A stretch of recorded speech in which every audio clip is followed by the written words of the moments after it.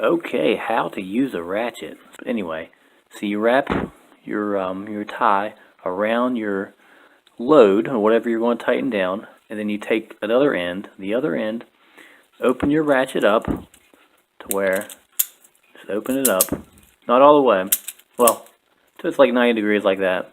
Hold it. Okay, so in here, feed your tie through there. Feed it through like that, and then go into that hole, into this hole, and then out back like this. See? Go through, under, and down, and then you want to pull this all the way until you have enough to about 6 to 12 inches, however, and then from there, I'll show you. Yeah. Pull this all the way until you have about 8 inches or so.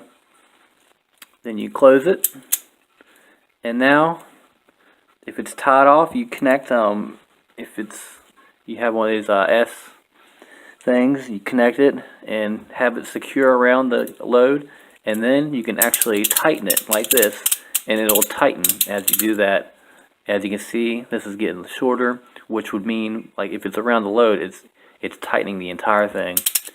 And so just keep doing that until you get your desired tightness. And then to release it, all you gotta do is back here, push up on it. As you're pushing up, pull all the way up so it's completely 180 degrees or whatever. And then you just pull the other end, and it should pull right out. Just like so. So that's how you take it off. So, to recap, open it up to where you can see the hole, the slit. Open it up 90 degrees so you can see that slit.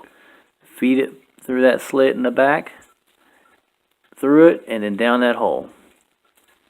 Down the hole, and then out the other, and then you pull until you get a little bit left at the end. You want to have a little bit. You want to have enough slack at the end so you can.